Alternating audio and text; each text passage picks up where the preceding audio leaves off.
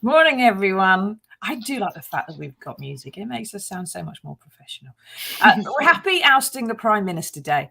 And welcome to the news agenda with me, Fleet Street Fox. And today I'm joined, morning Sharon, by the Mirror's morning Mike, by the Mirror's deputy online political editor, Lizzy Buchan. Morning, Lizzy. Morning. As well as Pat, she's here too. Now, this is the People's Paper Review, so get into the comments, ask us your questions. The best ones do get a news agenda mug. So, what have we got today? Well, the Mirror has splashed on the pork pie plot of backbench Tory MPs to send coordinated letters of no confidence in the Prime Minister to Sir Graham Brady, chair of the 1922 committee. Now, if they have the numbers to get to 15% of the parliamentary party, that's 54 MPs, it can trigger a vote amongst the MPs about whether they have the confidence in Boris continuing in post. Now, I've got an amazingly scientific graph I want to show you, which has been drawn up specially by our statistical team. Here it is. So this is me in my notepad yesterday. The number of letters that are in so far is along the top on the left-hand side there, and it's the number of days along the bottom. So on day one, there were reported to be 5 letters gone into Graham Brady. 5 days later, we were on 20. And at the start of the week, Lizzy, it was 35. Now, there are some claiming now that we are getting near the magic number because there are about 55 MPs on the record criticising the Prime Minister, but only 7 have confirmed that they've actually sent a letter in, I think, last time I checked. So, Lizzy, where do we think the truth is? How many letters are there? And is this amazing exponential curve, which is doubling every couple of days, is these 20 pork pie plotters going to be able to swing it? Well, that graph is about as scientific as it gets on this, I'm afraid. Counting the number of people who've put in no confidence letters in a Conservative Prime Minister is just the most inexact science possible. The only person who knows is Sir Graham Brady, the committee of the 1922 committee, which is the chairman of the 1922 committee, which is the Tory backbenchers. And it's always very difficult to know because you speak to one person here and they say, oh, you know, there's hardly any letters in so far, there's only a handful, the Prime Minister's going to be fine. Somebody else says we've got loads, we're nearly there, it's over the line. So it's hard to know. And it's also important to remember that there's a lot of kind of skullduggery going on. So, you know, we hear reports of the fact that some MPs say that they've put their letter in, but they haven't, or they put it in and then they can take it back again if they change their minds. Some people are asking other MPs to submit their letter to Graham Brady on their behalf because they don't want to be seen by the Tory whips who are standing in the corridors counting who's put the letters in. So the long and short of it is we don't know. My sense at the moment is that things have shifted quite rapidly since yesterday. That the Prime Minister's interview that he gave to Sky News, where I think we've shown some pictures of it, where he looks incredibly, he just doesn't look like the Prime Minister that we're used to seeing. He looks beaten, pale, drawn, and I think his explanation that nobody told me that going to a bring your own booze drinks party in the Down Street garden was against the rules just hasn't cut it with anyone. I think lots of MPs have been very annoyed by that, and they're fed up with the fact that this isn't going away. So it sounds like the 2019 intake, who are the so-called pork pie plotters, are moving, but it's unclear yet whether they have submitted their letters, whether they're going to today, whether some of them are just talking a big game or not. So, so in short, we don't know. We don't know, I'm afraid. It's being reported in numerous places. Now, Lizzy, you're coming through loud and clear, but your picture has frozen a bit. So don't worry, any of our viewers, if you're looking at Lizzy and you just think that's not happening. She can see us. Her picture's probably just not working because of broadband in our parliamentary office. The seat of government there, great connections to the world. Gareth says, how many letters so far? The short answer, Gareth, is we don't know. The long answer is we know of 7, and there's possibly 55, somewhere between the two. Danielle says, are all the ones who sent the letters not invited to the party? Which party do you mean, Danielle? Because on my spreadsheet, there's 19 so far. And I would have thought not being invited to 19 parties makes you very unpopular indeed. Mike says, a woman prosecuted for breaking lockdown rules told a court she had inadvertently attended an illegal gathering. It was not intentional. I didn't realise there would be others present. She was convicted and fined £250. Yes, we do have a Prime Minister who probably, if he was subject to the laws that the rest of us are subject to, should indeed be investigated by the police, who are still sitting waiting for Sue Gray's report. But let's talk about this skullduggery for a moment, Lizzy, because these letters are not the end of it, is it? That there is all this does is it triggers a vote in the parliamentary party.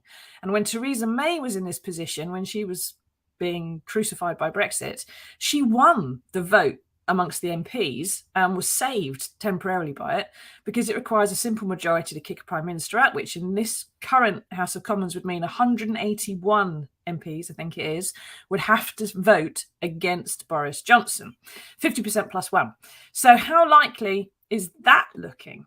It might get to the 54, but would we get to the 181? I think that's an even taller order. So the problem is that, as you say, Theresa May was able to win that vote despite having had sort of plotting and all of this going on against her for a long time. Obviously, it's a slightly different situation what happened between the two of them. But, Theresa May was trying to get Brexit passed and didn't have a very large majority, whereas Boris Johnson is sort of personally implicated in all of the kind of Downing Street allegations, either because he was president himself or because he was the Prime Minister and he's in charge. So they are different things. But I think it's important to remember that Tory MPs will talk a lot about bringing down their leaders, and it doesn't always immediately happen. And some of them there will be other factors at play in that kind of vote, because if we get to a Tory leadership vote after it, if the Prime Minister gets the 54 letters expressing no confidence in him, then you start to think about, okay, if we're going to get rid of Boris Johnson, who's coming next? And if other leaders, other potential leaders are in the wings saying we're not ready for this yet, I don't think that the party can't agree on a candidate, then you may well end up in a situation where the Prime Minister could stay. But important again to remember with Theresa May, she won that vote of no confidence in, I think it was December 2018, but by May 2019, she had said she was going to quit. Getting that close to losing the vote is such a blow to your authority that I think if Boris Johnson is subject to a vote of no confidence, even if he wins it, there's not really a lot of coming back from that. Yeah, you're hold below the waterline, aren't you? It's pretty grim. Now, Paul says, if there's 55, what do you think is likely to happen with the Tory vote? I think probably he hasn't got, I think there isn't 180 Tory MPs prepared to move against him yet, because there is no reasonable challenger. It would require someone, say Rishi Sunak, to resign from government with a statement saying Boris Johnson cannot continue, a bit as Boris Johnson did to Theresa May, remember?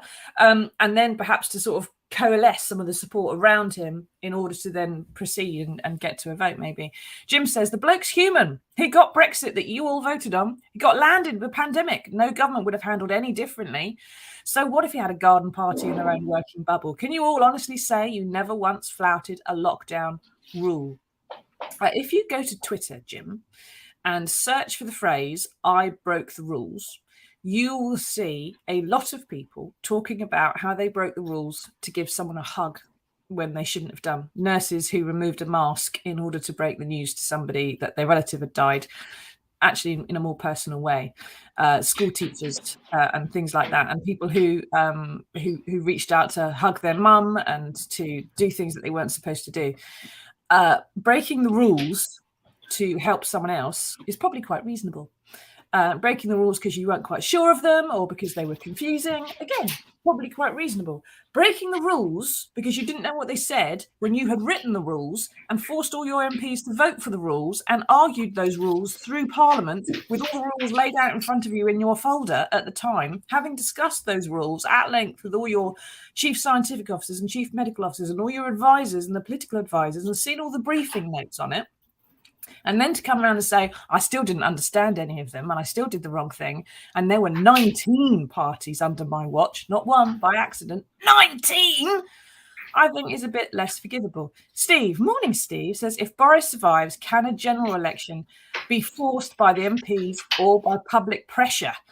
I'm pretty certain that public pressure doesn't force a general election, or we'd have had an awful lot more than we have. But they could be a vote of no confidence in Parliament, and Keir Starmer could call that, couldn't he, Lizzy, if he felt like it?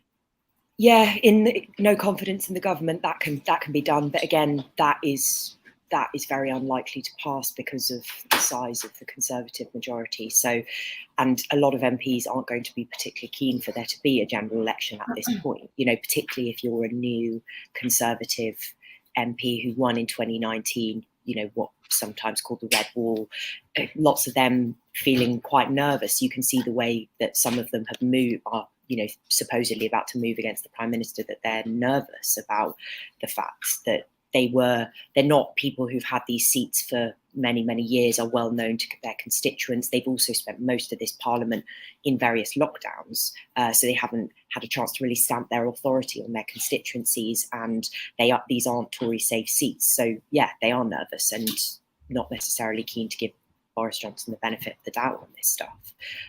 So, you know, public pressure is another matter, in the sense that the public can't make that happen, but if they're consistently writing to their MPs expressing unhappiness about things, MPs will start to act in different ways because their constituents are telling them that they're unhappy with the situation, and they might start then putting pressure on the government. But ultimately it's for the Prime Minister, you know, for the government to decide when that happens, and I wouldn't expect that to come necessarily anytime soon.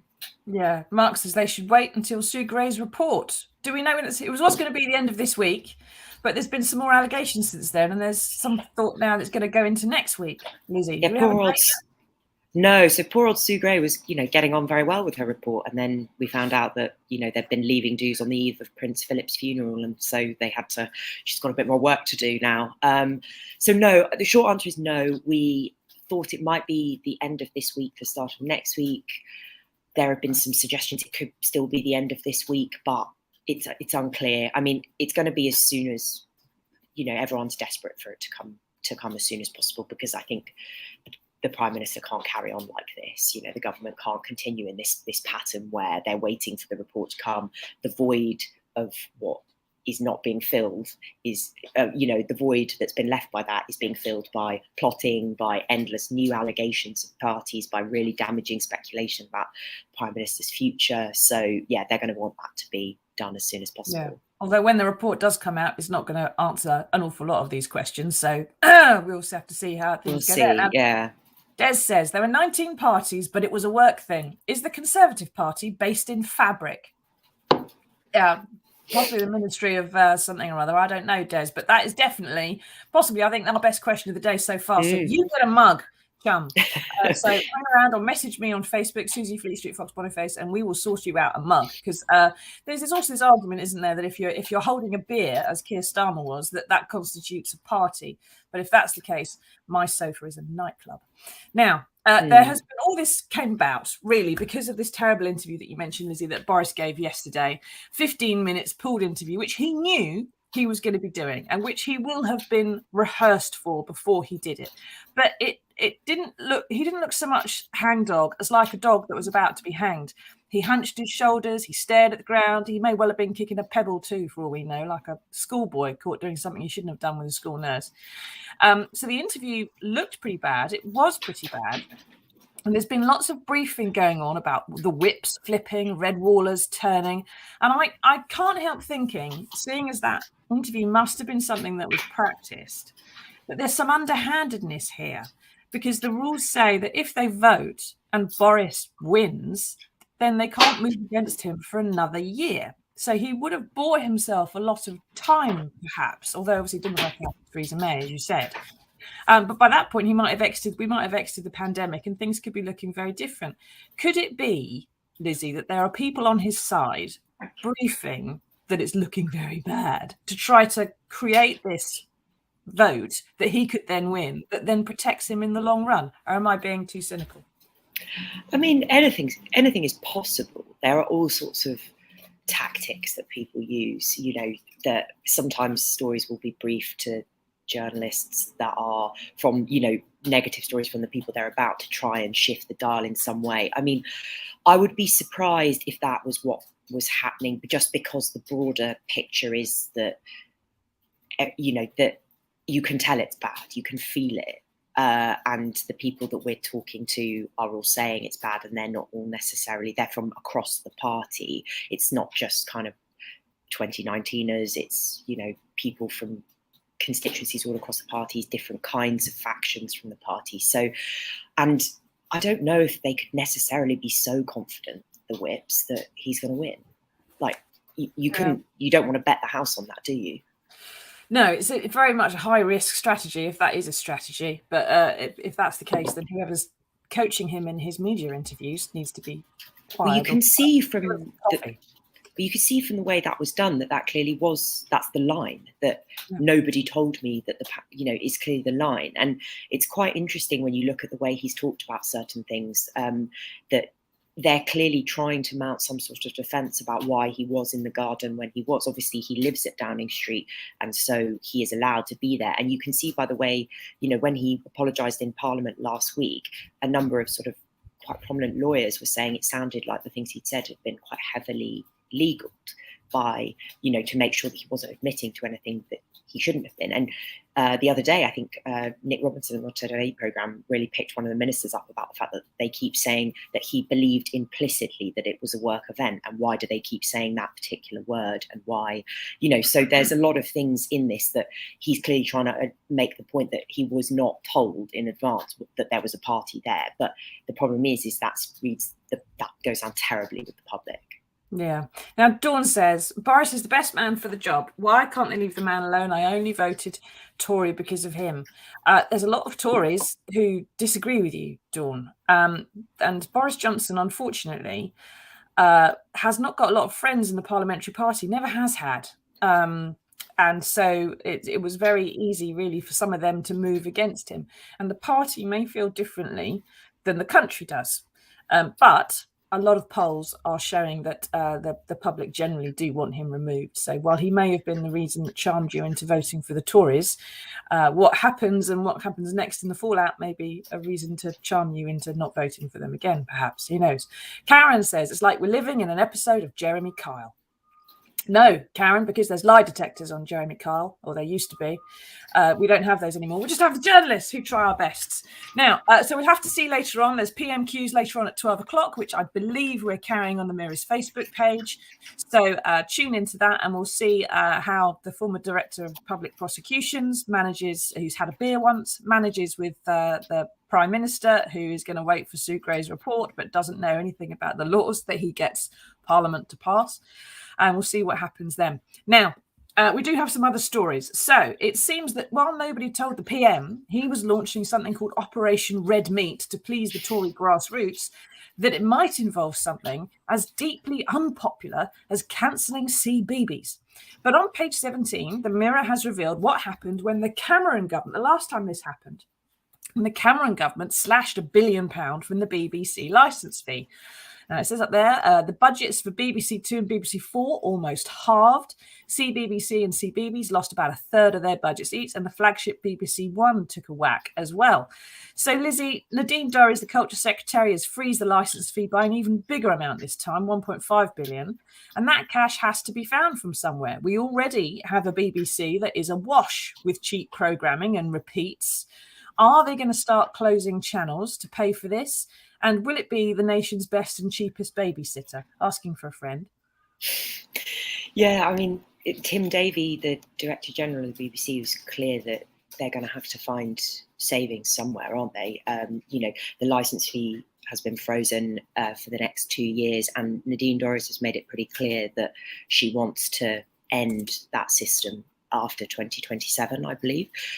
So there's going to be a huge shake-up of the way that the BBC is being funded, and they've already had significant cuts. There's been lots of redundancies, lots of changes. So there's been a lot of chipping away at the broadcaster, and obviously it's, this is something that's been on the cards for a while, but the timing of it obviously is very convenient for the government, in that whilst the BBC is well loved by a lot of people, it is also a bit of a hobby horse for quite a few Conservative MPs, and they have accused the broadcaster of bias, of all sorts of things, particularly of anti-Brexit bias. And so, I think Nadine Dorries has made a big play to be quite a critic of the BBC, and this is all part of this Operation Red Meat, of kind of offering some policies that are going to appease the backbenchers and kind of distract them from the imploding chaos at the front of government.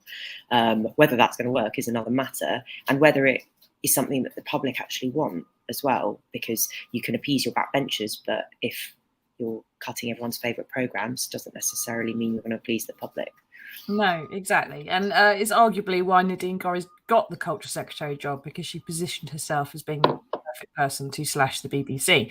But people do tend to forget what the BBC used to do and what's happened as a result of these slashes, because the over 75 free licence fees were scrapped last time. And that meant that there's now lots of talk about, they're penalising little old ladies and taking them to jail for not having their TV licences. Well, that's because the Tories scrapped the money last time. Now, Karen says Nadine's controversial announcement regarding the TV licence was perfectly timed to deflect attention away from the mess they are in, mainly due to her hero. Yes. And the boss who gave her the job of being Culture Secretary, because she doesn't like the BBC. She doesn't like the BBC, despite having been on it and taken money off it quite a lot, I expect. Now, Steve says this will push people to ditch the BBC, just use Netflix, Apple TV, Amazon Prime, etc., which we all pay more for over the course of a year, quite often, depending on the packages that you get. And if you get several packages, you do end up paying more than the 43 pence a day, which the BBC costs us. For which every parent in the country gets CBeebies and CBBC, and everybody else gets access to very, very, very good news. And the benefit of all this, one thing people, the Tory party, Nadine, I think, doesn't notice, is if they were to cut Radio 4 and cut the Today programme, and mean that they can no longer afford to employ the likes of Laura Kuenssberg or Amal Rajan or Nick Robinson, those people don't stop asking the politicians questions. They're still journalists, and they go and get snapped up by a rival broadcaster. So Nick Robinson will keep asking the same difficult questions, but just do it for Sky or Al Jazeera or CNN or someone else. It doesn't mean that nobody asks you the questions. And added to which, the Partygate story was broken by the Mirror, which is owned by shareholders and can't be defunded by the government. So anyway, we do have some good news in the world, and here it is.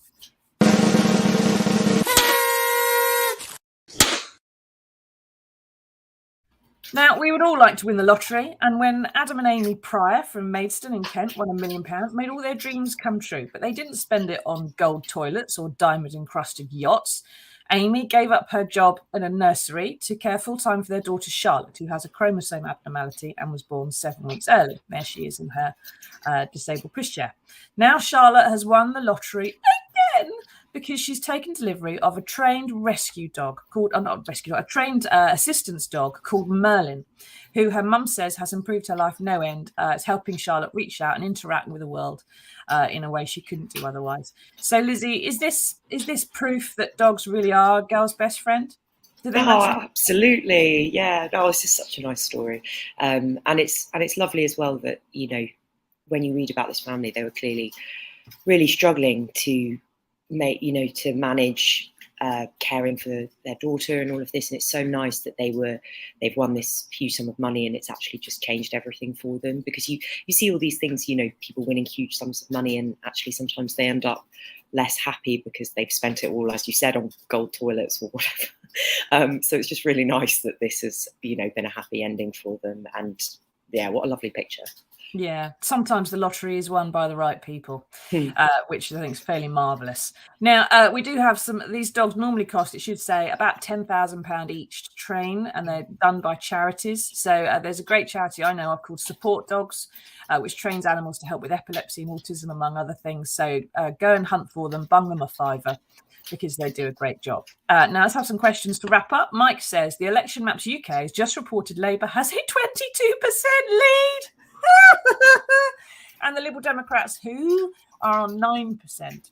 Now, this is all great news if you support Labour, but the trouble is Labour is in a very sticky position to actually win a general election because of the situation in Scotland, and also, Lizzy, because they're broke, aren't they? They haven't got any money. Yeah, they're really struggling with resources because of various things, such as, you know, reduction in the funding they're getting from some of the trade unions, from legal battles, from the last Jeremy Corbyn's leadership. So yeah, there's not a lot of cash to throw around. Would the cash come in if there is a general election called, or they start having consistent poll leads like that? Can they expect that the unions would turn the taps back on? Potentially.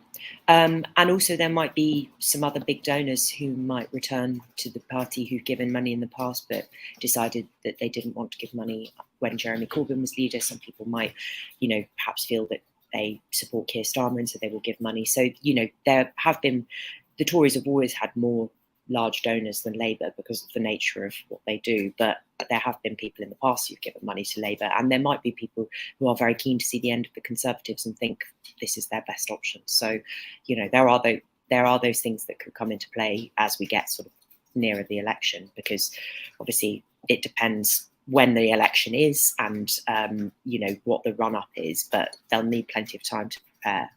Yeah. Okay. Now, Knight 6831, possibly not his real name. How can we trust that you guys aren't pushing an agenda?